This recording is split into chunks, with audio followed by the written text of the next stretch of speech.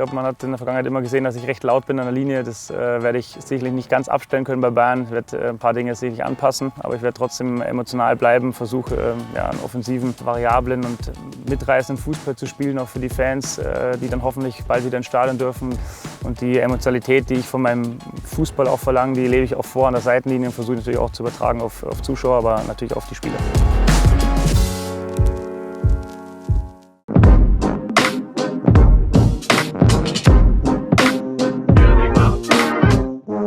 Servus.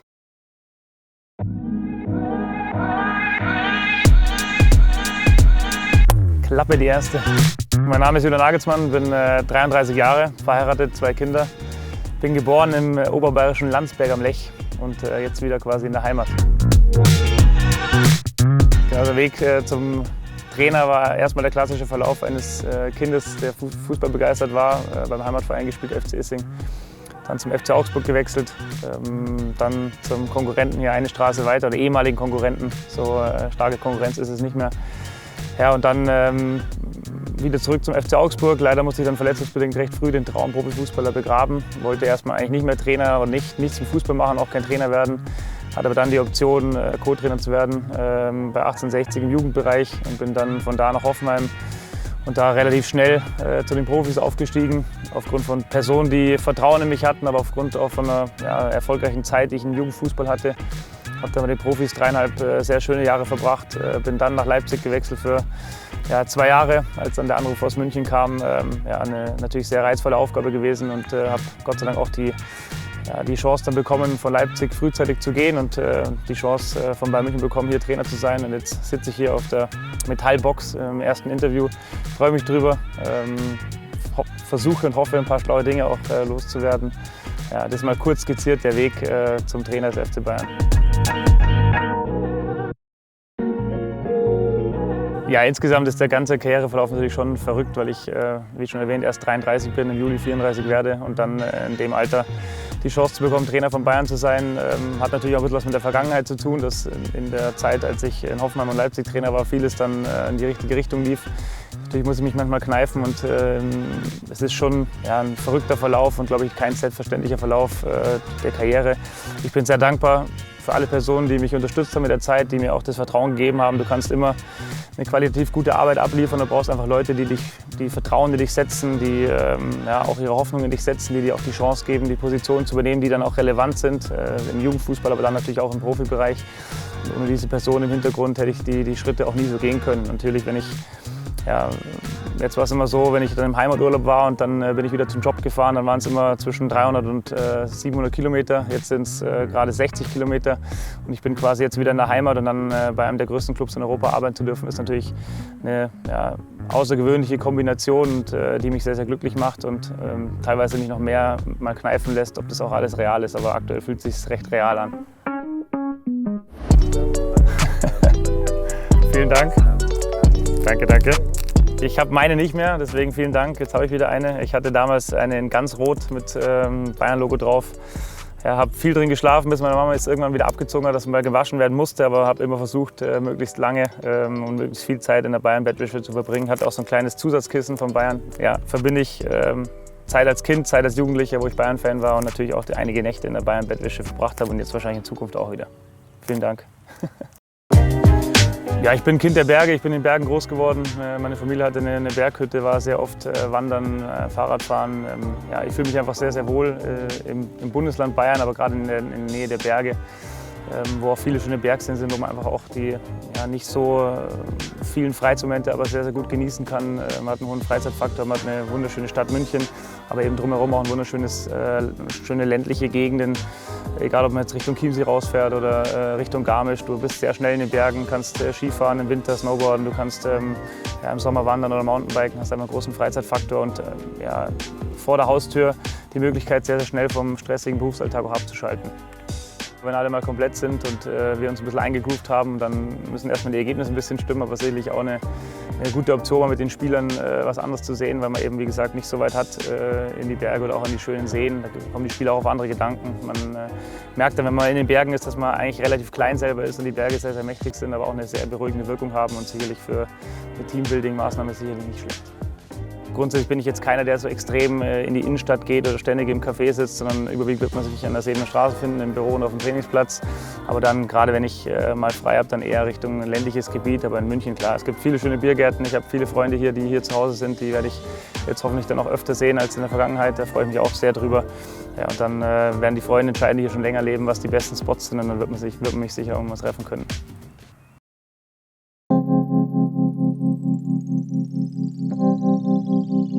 Ja, ist natürlich eine Erfahrung, die man eigentlich nicht machen möchte als junger Erwachsener oder generell als Mensch möchte man, glaube ich, keinen seiner Lieben verlieren aufgrund eines Schicksalsschlags. Ich glaube, das ist ganz normal. Trotzdem, wenn man dann mit einigen Jahren Abstand drauf schaut, sind schon auch diese Erlebnisse, die dich trotzdem reifen lassen. Es sind natürlich schöne Erlebnisse im Leben, die dich reifen lassen, aber auch solche Schicksalsschläge, die dich reifen lassen, die dich dann auf einmal mit Dingen konfrontieren, die du vorher nicht kanntest. Du musst dich um deine Familie kümmern, um auch viele so organisatorische, bürokratische Themen. Und du reifst einfach ein bisschen früher, als es dir vielleicht lieb ist. Das hilft dir dann im Berufsalltag sicherlich weiter. Ich bin in der Phase als Mensch gereift, aber auch für meinen beruflichen Alltag hat es mir viel gebracht, weil ich einfach sehr früh auch ernsthafte Gespräche führen musste. Selbst beim Hausverkauf Verhandlungen führen musste mit 20 Jahren. Daran bist du normalerweise nicht gewöhnt in dem Alter und das hat mir sicherlich dann auch was gebracht. Trotzdem wäre es schöner, wenn mein Papa noch bei mir wäre und im Stadion wäre. Ich glaube, das ist auch klar. Aber wenn man dem Ganzen ein Mühe Positives abgewinnen will, dann sicherlich eine gewisse persönliche Entwicklung, die mir was gebracht hat. Trotzdem würde ich mir wünschen, wenn es andersrum wäre.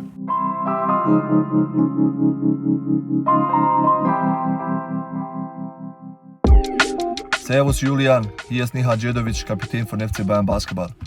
Auch wir von FC Bayern Basketball wollen dir ein Willkommen heißen in die Bayern-Familie. Wir hoffen, dass du Zeit findest, auch einmal zum Audidom zu kommen und ein Spiel von uns vor Ort zu gucken. Bis dahin wünschen wir dir nur das Beste bei den Fußballern. Wir hoffen, dass du viel Glück und Erfolg haben wirst. Wir haben auch ein Geschenk für dich vorbereitet. Alles Gute. Sehr nett. Top, ui. Sehr schön. Halte ich einmal die Kamera, dass ihr auch seht. Ich schaue immer gerne andere Sportarten an. Natürlich, wenn es dann noch clubintern ist, noch viel lieber. Werde ich mir anschauen. Ich habe natürlich in Deutschland ist Basketball nicht immer so leicht zu verfolgen, weil es nicht in jeder Stadt gute Vereine gibt. Jetzt ist es sehr nah, deswegen werde ich natürlich einige Spiele anschauen, da freue ich mich drauf. Ist auch ein sehr interessanter Sport, auch sich auszutauschen mit Trainern ist immer interessant aus anderen Sportarten und ist natürlich was ganz anderes wie Fußball, deswegen freue ich mich auch da drauf. Ja, da werde ich sicherlich nicht nur einmal da sein. Ja, auf einem jungen, emotionalen Trainer. Ich glaube, man hat in der Vergangenheit immer gesehen, dass ich recht laut bin an der Linie. Das werde ich sicherlich nicht ganz abstellen können bei Bayern. Ich werde ein paar Dinge sicherlich anpassen und auch anpassen müssen. Aber ich werde trotzdem emotional bleiben, versuche einen offensiven, variablen und mitreißenden Fußball zu spielen, auch für die Fans, die dann hoffentlich bald wieder ins Stadion dürfen. Da freuen wir uns alle drauf, wenn die Stadien wieder voll sind, natürlich auch die Allianz Arena dann wieder voll ist. Und die Emotionalität, die ich von meinem Fußball auch verlange, die lebe ich auch vor an der Seitenlinie und versuche natürlich auch zu übertragen auf Zuschauer, aber natürlich auf die Spieler.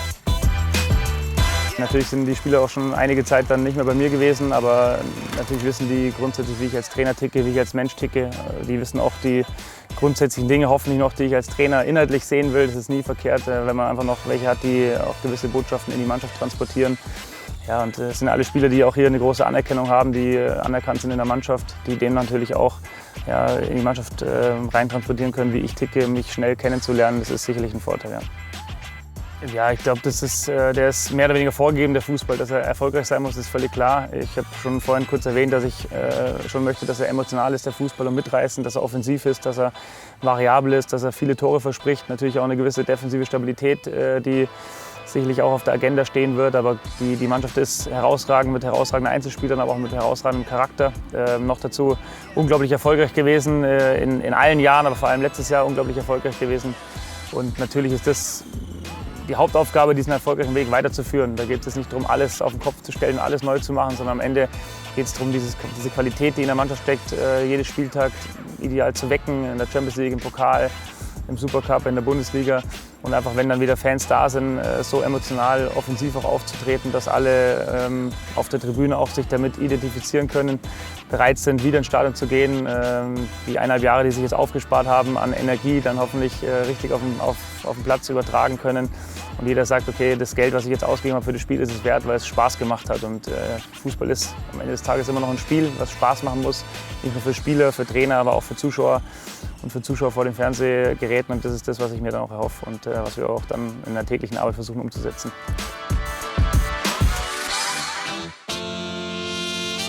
Ja, es gibt natürlich persönliche Ziele, die ich habe, die ich ein bisschen für mich behalte. Die haben jetzt gar nichts mit Titeln zu tun, sondern einfach ja, mal generell ankommen und auch mit meiner Art anzukommen bei den Spielern, aber auch im Club. Ich habe immer einen gewissen Einfluss gehabt auf die Vereine, wo ich jetzt war, und das versuche ich auch hier zu haben als Trainer. Du hast als Cheftrainer natürlich immer die Option, auch übergreifend über die Mannschaft hinaus ein paar Dinge zu bewegen in dem Verein. Das werde ich auch hier probieren.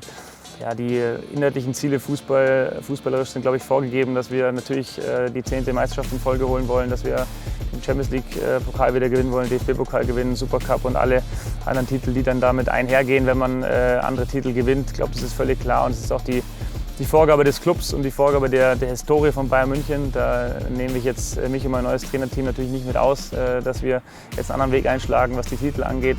Ja, wie gesagt, persönlich habe ich noch ein paar mehr Ziele, die über die Titel hinausgehen, und dann fragt mich mal nach 1-2 Jahren, inwieweit das vorangeschritten ist oder nicht.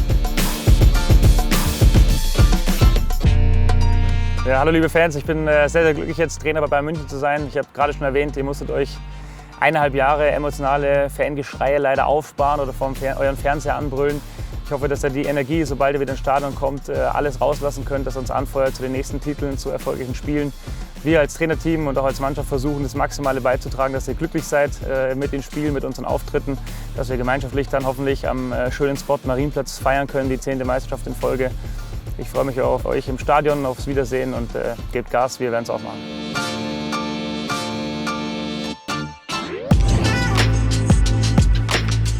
Emotional, mitreißend, offensiv.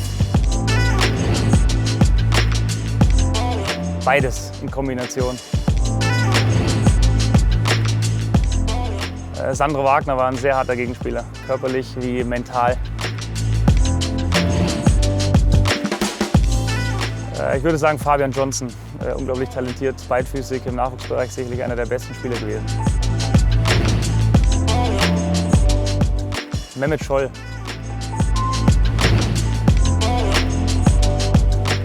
Lange Zeit Erna Sutter tatsächlich. Ja, als ich dann Trainer wurde, habe ich schon angefangen, Pep Guardiola zu bewundern. Die Art und Weise, wie die Mannschaften gespielt haben, wie erfolgreich und wie attraktiv, war schon bewundernswert. Zum selber Spielen auf jeden Fall Eishockey, zum Zuschauen eher Football. Wenn es was Alkoholisches mal ist, dann ein Gin Tonic, aber überwiegend Maracuja-Saftschorle. Ich esse sehr, sehr viel. Ich glaube, Hackbraten mit Cranberries und Granatapfelkernen finde ich sehr, sehr lecker, aber ich mag sehr, sehr viel. Lieblingsserie Homeland, würde ich sagen. Das hat mich sehr fasziniert. Ja, ich fahre auch gern Skateboard mal. Wird man mich auch mal sehen in der Stadt wahrscheinlich, wie ich mit dem Skateboard zum Training komme. Da können sich die Paparazzi schon mal drauf freuen. Aber ja, ich fahre auch gern Motorrad, aber so im Alltag ist es dann schon eher das Auto. Spusi, tatsächlich.